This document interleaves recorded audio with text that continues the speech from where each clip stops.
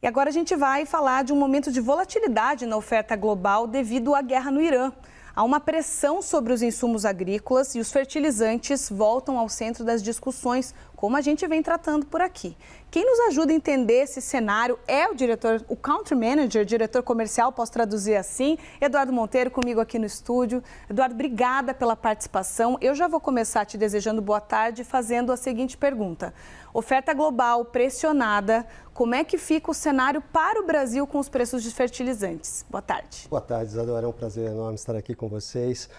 Boa tarde a seu público. Olha, em linhas gerais, o Brasil, com a sua configuração, sendo um país que importa 85% das suas necessidades, olha isso com muita atenção. Nós temos, nesse momento, estoques no Brasil, mas esses estoques, teoricamente, já estão comprometidos para atender uma carteira já vendida.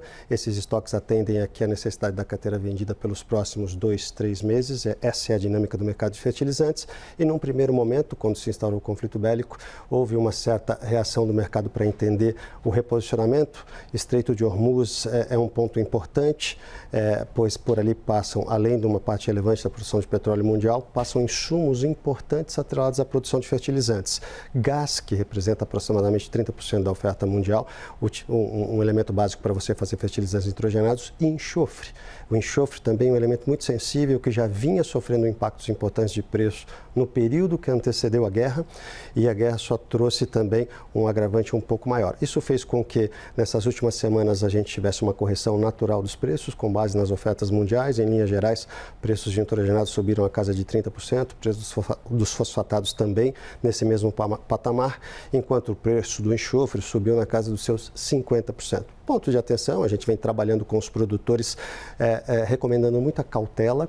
O Brasil ainda precisa comprar 65% da safra de verão, vantagem que a gente tem é que a gente tem tempo para fazer essa escolha, mas o ponto que a gente vem colocando aqui ao nosso produtor, perante todo esse quadro de incerteza, é gradativamente fechando as posições, não deixar as suas compras concentradas para o final do período, tampouco comprar tudo agora. Fazer um custo médio, que é a melhor forma de ajudar na gestão. A agricultura brasileira, que passa por desafios importantes, a gente vive um cenário de aperto econômico, restrição de crédito, taxa de juros, preços de commodities, então é fundamental que o produtor tome a decisão apropriada, faça os investimentos apropriados, tenha um rigor na disciplina de gestão de custos, porém, na questão da sua produtividade, invista em tecnologia para que ele possa produzir bem, gerar uma geração de caixa forte para pagar seu endividamento, para pagar seus juros e para ter seu retorno adequado. E tem muita gente que está entrando no agro e acompanha aqui o CNN Agro News que pergunta, mas dá para deixar de gastar com fertilizante? E não é bem assim. E eu queria emendar uma segunda pergunta para você comentar esse cenário de não dar para tirar o fertilizante da conta e também que os fertilizantes já estavam mais caros antes da guerra, mas era uma leve alta ali nos fosfatados, como você falou, e até nos nitrogenados. O que se deve essa alta anterior da guerra e está uma alta acumulativa em progressão? O que acontece ali no período que precede a guerra, principalmente no fertilizante fosfatado, é uma pressão forte, o enxofre, que é matéria-prima básica para você produzir um fósforo de alta concentração. Em 1 tonelada de produto final, você precisa ter 400 toneladas de enxofre. Muita coisa. É um componente relevante. E ao longo dos últimos 2 anos, o preço do enxofre saltou do patamar de $100 até $500 no período que antecede a guerra.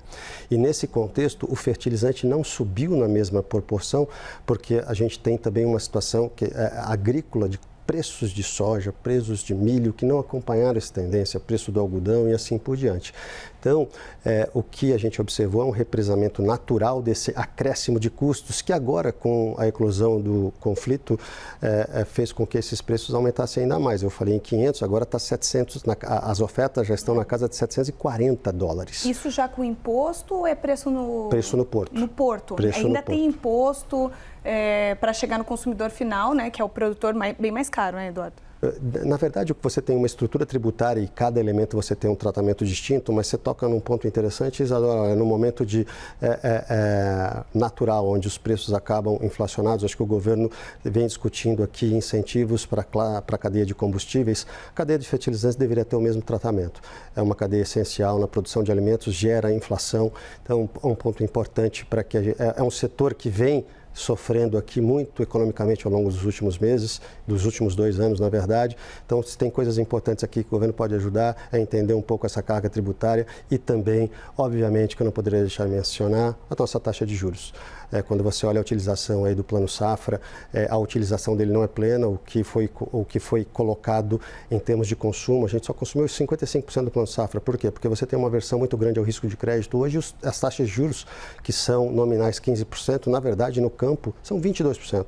Então, essa é uma situação que a gente precisa endereçar, corroborando com o seu ponto tributário. E hoje tem super quarta, a gente tem a expectativa aí do mercado para uma eventual redução. Mas como que isso pressiona também o cenário das empresas, das fornecedoras desses insumos no Brasil? Tem que redesenhar plano também, Eduardo? Sem dúvida. E aqui, Isadora, eu vou dar o nosso exemplo. A gente, obviamente que com essa incerteza global e dependendo de abastecimento externo, nós mudamos a forma de comercializar produtos. Nos fertilizantes fosfatados, por exemplo, com essa questão atrelada ao enxofre, a gente vem comercializando somente aquilo que a gente tem garantia de compra, atuando de forma responsável junto ao produtor. Essa é uma dinâmica distinta. Então, primeiro a gente compra, depois a gente oferta o produto no mercado, para garantir que a gente vai conseguir atender à demanda e evitar qualquer disruptura.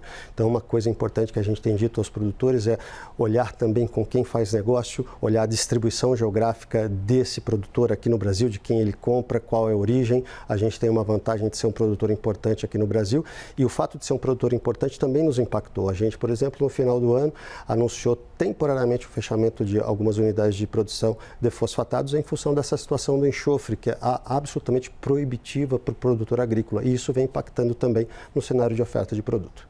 Já não assusta mais como antes, como foi em 2022, com guerra de Rússia e Ucrânia?